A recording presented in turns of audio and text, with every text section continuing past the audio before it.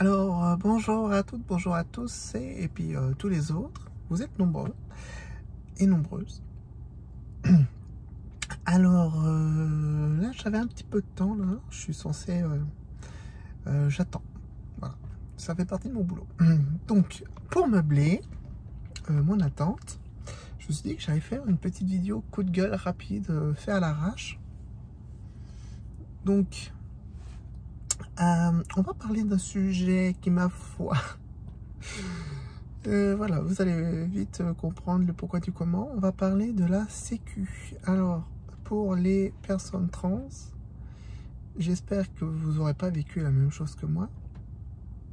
C'est un parcours du combattant.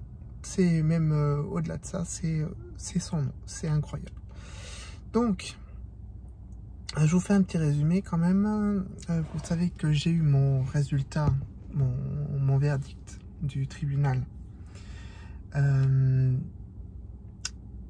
fin de l'année dernière, et que dans ce verdict-là, on reconnaît que, en ce qui me concerne, donc je suis une femme trans, donc on me reconnaît en tant que femme, etc., etc., etc. Comme je vous l'avais dit, lorsque le dossier est validé et l'acte de naissance changé, la Sécu a fait le switch. Ça n'a pas été sans conséquence, puisque la Sécu, du coup, m'a changé mon numéro de Sécu. Je suis passé du 1 au 2. Alors, pour petit rappel, le 1, ça veut dire que vous êtes un homme, le 2, ça veut dire que vous êtes une femme. Donc, ils m'ont passé sur le 2. Ont changé le monsieur en madame, mais n'ont pas changé mon prénom. Et donc, pendant X semaines, je n'avais plus accès à mon compte Amélie. Donc, je ne peux plus communiquer avec la Sécu, puisque tout se passe par le biais de l'application. Et les rendez-vous qu'on peut faire directement en agence ne concernent pas ce genre d'infos.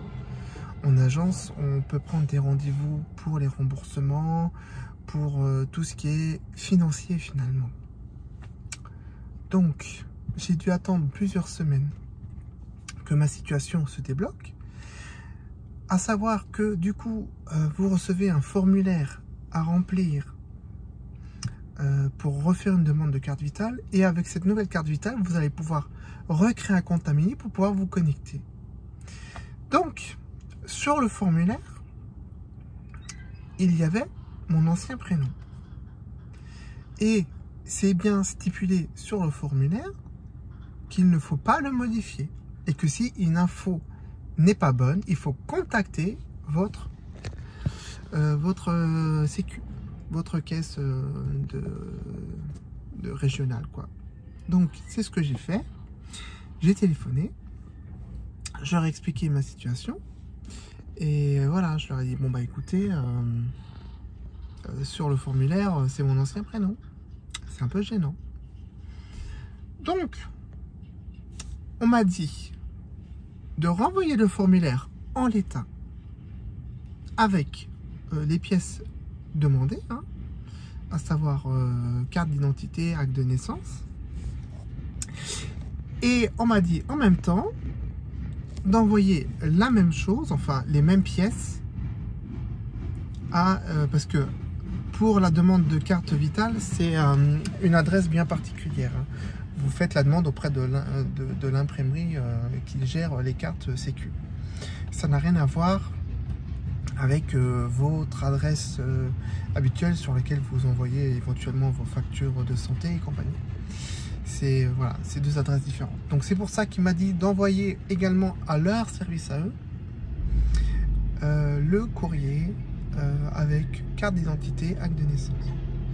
C'est ce que j'ai fait. J'ai envoyé donc les deux lettres, une qui va vers l'imprimeur de la carte vitale et l'autre vers ma caisse de Sécu locale. Voilà. J'ai bien sûr mis un petit mot qui expliquait tout ça dans le courrier pour l'imprimeur et c'est parti en l'état. 3 semaines plus tard, c'était la semaine dernière, je reçois ma carte vitale. avec mon ancien prénom. Top. Donc, je recrée mon compte Amélie, je me reconnecte dessus. Entre-temps, j'avais une attestation de droit sur lequel il y avait marqué Madame, mon ancien prénom et mon nom de famille. Et bon, voilà, c'était comme ça. Alors, j'ai envoyé un message à la Sécu via l'application pour leur faire signifier que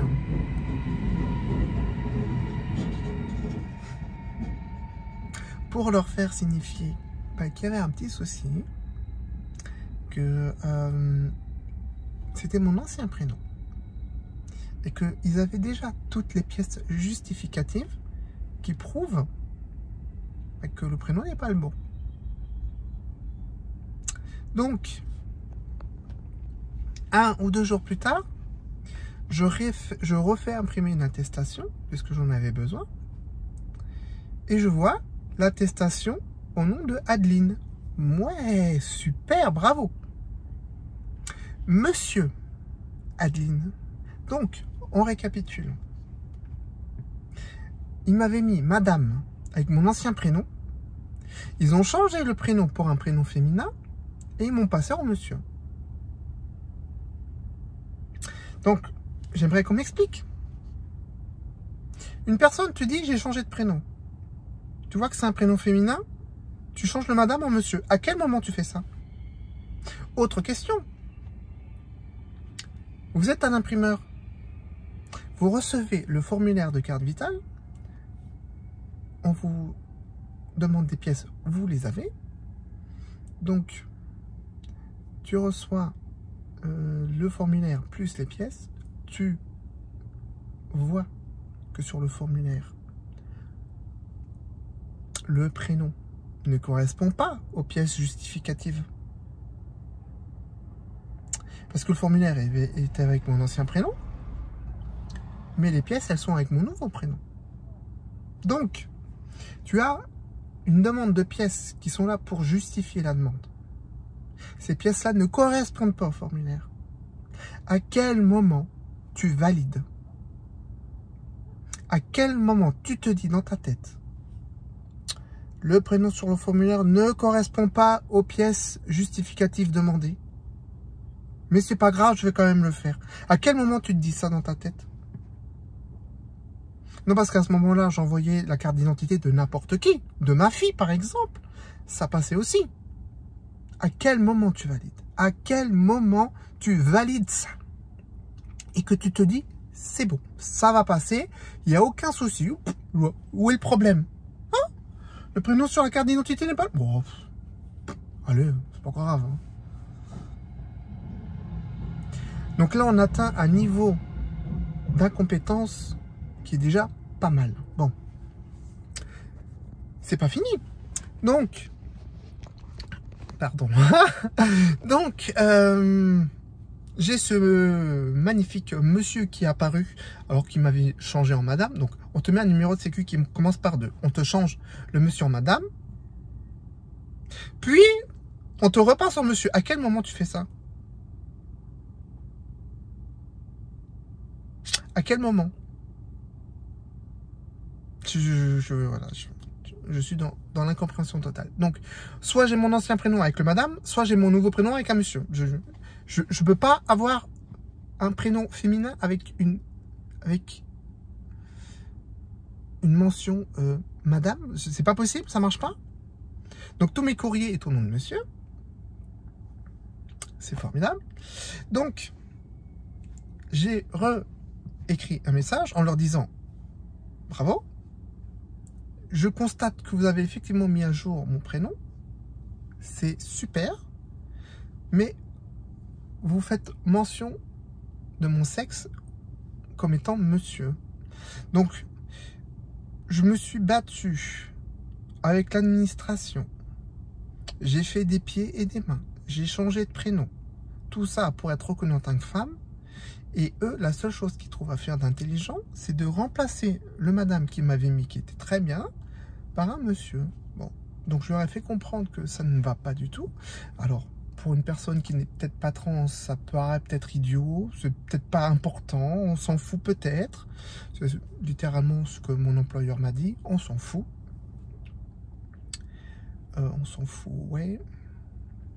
Faut voir quoi. Donc, bon. Du coup,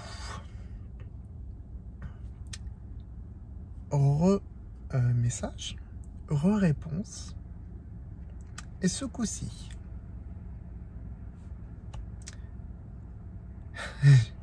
je cherche mes mots, tellement que c'est phénoménal. Donc, la première chose qu'ils me disent, c'est téléchargez ce message, imprimez-le, renvoyez-nous ce message avec votre carte vitale pour mettre à jour vos données. Donc, je me dis, ok, d'accord.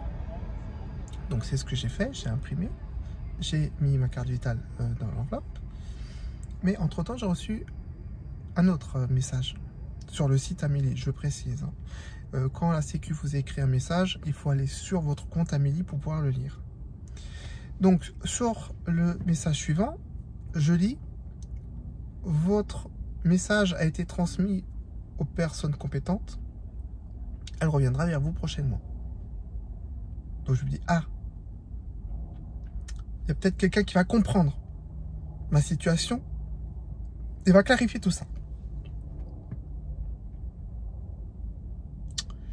Le lendemain,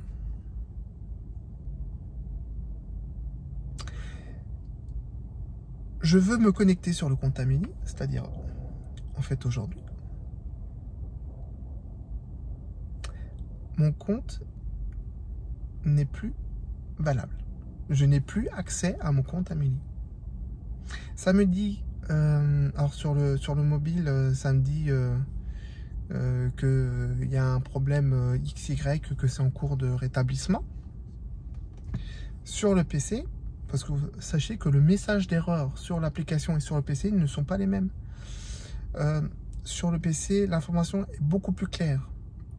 Et sur le PC, ça me dit que mon compte est actuellement en cours de rattachement auprès de mon organisme de santé et que j'aurai accès au site Amélie prochainement. Donc je me dis, bon, c'est quoi ce Big Mac? Et la petite cerise sur le gâteau, c'est que je reçois un mail de la Sécu pour me dire « Vous avez reçu un message sur l'application Amélie ou sur le site, consultez-le. »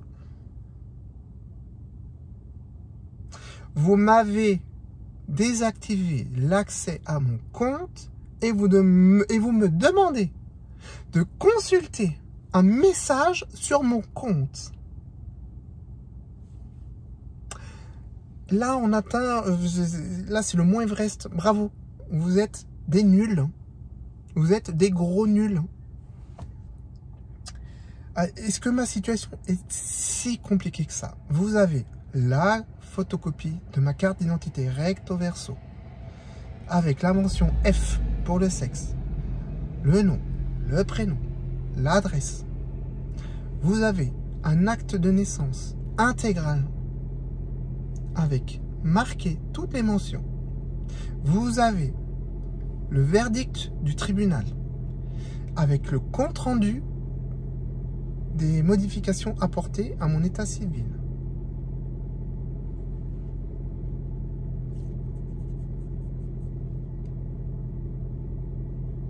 Je comprends pas. Cerise sur le gâteau, vous avez mon RIB. Mon RIB avec mon nouveau prénom. Et étrangement, le compte bancaire est le même que le précédent. Donc, point de vue vérification de mon identité, je pense que c'est bon. Je ne vois pas ce que je peux faire de plus. Surtout que c'est tout ce qu'on m'a demandé. Je l'ai fait à la lettre. Donc, si vous n'êtes pas foutu de vous mettre d'accord sur vos propres procédures, je ne sais pas quoi vous dire. Vous êtes des nuls. Juste, vous êtes des gros nuls. Alors, j'espère que je suis un cas à part. mais j'ai des gros doutes. Donc, si je peux donner un conseil à toutes les personnes trans qui sont dans cette situation de changement de sexe auprès de l'état civil, attention, ne me faites pas dire ce que je n'ai pas dit. Hein, une transition, c'est pas un changement de sexe. C'est plutôt une mise au point physique pour que ce que vous montrez soit en indication avec ce que vous êtes à l'intérieur. Mais vous ne changez pas d'homme en femme. Vous êtes déjà une femme. La question n'est pas là. Donc là, je parle bien des personnes qui sont en transition de changement de genre au point de vue de l'état civil. Franchement, anticipez. Dès que vous avez le verdict du tribunal, et que vous... le problème, c'est que vous ne pouvez rien faire tant que vous n'avez pas votre nouvelle carte d'identité. Mais dès que vous avez la carte d'identité, attaquez direct. Carte d'identité, acte de naissance, RIB et le verdict du tribunal. Vous envoyez tout ça à la Sécu, bam, en lettres recommandées. Et vous croisez les doigts pour qu'il ne soit pas complètement nul. Voilà. Donc c'était un petit coup de gueule. Je ne félicite pas la Sécu pour au niveau de la CAF. Il n'y a eu aucun problème. Le permis. Alors le permis, c'est le truc le plus facile à faire. En plus, tout se fait en ligne sur le permis. Donc vous allez dans un photomaton agréé carte d'identité. Vous avez le petit code qu'il faut rentrer sur le site des cartes d'identité, enfin des permis. Tout se fait en ligne. Tout se fait en ligne. Votre dossier est vérifié. Vous fournissez copie recto verso carte d'identité, acte de naissance. Ça passe super bien. C'est géré. Ça a été validé dans la journée. Une fois que j'ai mis à jour ma carte d'identité sur le formulaire du permis, ça a été validé dans la journée. 2 semaines plus tard, j'avais le permis avec le bon prénom. Tout. Je comprends pas pourquoi ça bloque au niveau de la Sécu. Et sachez encore une fois autre chose. C'est qu'au niveau de votre pharmacie, pardon pour la main, au niveau de votre pharmacie, votre nouveau numéro de Sécu ne se met pas à jour dans votre dossier actuel de la pharmacie. Qu'est-ce que je veux dire par là? C'est que à la pharmacie, votre dossier a votre ancien numéro de Sécu et tout passe par là. Le jour où vous amenez votre nouveau numéro de Sécu, il faut recréer un dossier auprès de la pharmacie. Donc, tout ce qui a été fait en amont ne sera plus sur votre nouveau compte. Donc, si vous avez un traitement hormonal en cours de renouvellement dans une pharmacie, signalez-le. Parce que, voilà, c'est important. Donc, c'est un vrai bordel. Les choses ne sont pas faites pour les personnes trans. Elles ne sont vraiment pas faites pour ça. C'est une véritable catastrophe. Je ne sais pas comment ça se passe dans les autres pays, mais en France, c'est une catastrophe. Tout ce qui touche de loin ou de près la Sécu avec un changement de genre, c'est la misère. C'est nul. Nul, nul, nul. Il y a encore des progrès à faire. Concrètement, là, on peut améliorer le fonctionnement de tout ça. On peut. Et franchement, on part de très bas. Donc, la marge de manœuvre pour améliorer ça, elle est gigantesque. Déjà, quand vous faites la bascule, vous avez le verdict du tribunal qui vous dit qu'il y a une bascule qui s'est faite, qui s'est opérée, qu'il y a eu un changement de genre. Donc, vous avez eu le papier. Le papier sur lequel figure forcément le prénom de la personne. Il faut bien que vous puissiez identifier la personne pour pouvoir lui changer son numéro de sécu. Donc, l'information, vous l'avez. À quel foutu moment vous mettez à jour que le numéro de sécu et pas le reste? À quel moment vous faites ça? Ça ne fait aucun putain de sens. Vous êtes nuls. Voilà. Enfin, je fais peut-être j'englobe peut-être tout le monde dans le même panier. Je ne te ferai pas. Je suis assez remonté, assez énervé. Donc voilà, c'est pour ça. Mais les personnes qui se sont chargées de mon dossier de la Sécu jusqu'à maintenant, bah vous êtes nul. Voilà. Désolé, je vous demande pardon. Je vous connais pas. Tout ce que je dis, c'est que vous êtes nul. Vous faites pas votre boulot correctement. C'est dommage, c'est triste. C'est triste. J'en rigole, mais j'ai envie de pleurer, quoi. Vous vous rendez pas compte du traumatisme que ça génère auprès d'une personne trans. Alors, peut-être que j'en fais des caisses. Encore une fois, on va me dire, mais c'est pas si grave que ça.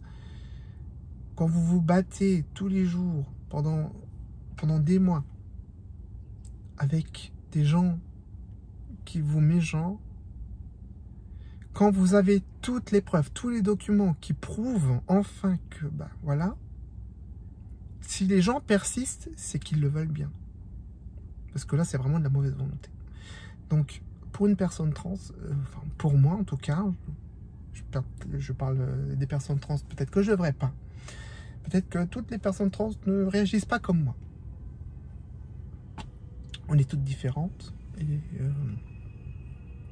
en tout cas, moi, je le vis super mal, sachez-le. C'est une catastrophe. Ça me donne envie de pleurer. Je me tape des colères à chaque fois que je me heurte à cette incompétence. Je pique des colères. Faut faire quelque chose. Hein. Vous avez tout ce qu'il faut. Je peux pas faire plus. Hein. Et je peux pas me déplacer chez vous parce qu'on peut pas prendre rendez-vous pour ce motif-là. C'est bien dommage. Parce que si j'avais une personne en face de moi, j'aurais pu lui expliquer. Et si la personne ne comprenait pas, j'aurais pu lui faire comprendre. Et mon problème aurait été différent. Donc, le sans-papier, dématérialisé, tout, ça marche pas. Ça marche pas. Décentraliser, délocaliser, fractionner les services, ça marche pas. Ça ne marche pas. Donc, voilà. J'espère que ça va changer. Et que quelqu'un va enfin comprendre ce qui se passe pour moi. Ou tout simplement lire les documents que j'ai fournis en justificatif. Voilà. Il y a juste ça à faire. Il faut juste lire les pièces que j'ai fournies. Juste les lire. Et les comprendre. Parce que la personne qui m'a fait ma carte vitale, c'est une cata. Cette personne-là, par contre, il faut la virer. Hein. La personne qui a validé ma carte vitale, il faut la virer. Parce que cette personne a validé un document important. Une carte vitale, attention, c'est pas un jouet. Et ça peut entraîner des gros problèmes. Donc la personne qui gère ça, il faut la virer. Elle a validé ma carte d'identité avec des pièces justificatives qui ne correspondent pas aux informations du formulaire. Comprenez bien, si demain vous allez chez votre banque, je suis près d'une ligne de voie de chemin de fer, voilà. Si demain vous créez un compte bancaire, vous remplissez le formulaire, vous dites bah voilà, le compte bancaire je veux à tel nom, et pour justifier, vous donnez la carte d'identité de quelqu'un d'autre. Est-ce que vous voudriez que votre banquier valide le compte bancaire? Ou qu'il vous appelle d'abord en disant ça correspond pas. Et là, c'est presque la même chose. On parle d'un compte de sécurité sociale. Donc voilà. Bref, j'en ai fini avec mon coup de gueule, qui a duré beaucoup trop longtemps. Je vous ferai peut-être un petit short pour la mise à jour de cette vidéo. À la base, je n'avais pas dans l'idée de faire cette vidéo. Pour info, la prochaine vidéo, elle est déjà tournée. Il faut que je fasse le montage. Parce que là, il y aura énormément de choses à monter. Je vais faire les choses un petit peu mieux que je fais d'habitude. Et la vidéo d'encore après, ça sera une vidéo sur le couple. Où là, bah, je vais vous parler de mon couple, tout simplement. Comment s'est passée la nouvelle. Qu'est-ce que ça a généré pour mon couple. Je vous l'ai peut-être déjà dit, mais ce fut une catastrophe. Mais il y a eu un petit twist. Donc, j'ai eu le droit à mon happy end, parce qu'on a tout le monde a le droit à une happy end. Il n'y a pas de raison. Donc, il y a une petite happy end. Donc, je vais vous faire une vidéo où je serai avec ma compagne, dans laquelle on va vous faire un petit résumé de tout ce qui s'est passé et de tout ce que ça a généré dans notre couple. Le fait qu'une personne annonce à l'autre qu'elle est trans finalement.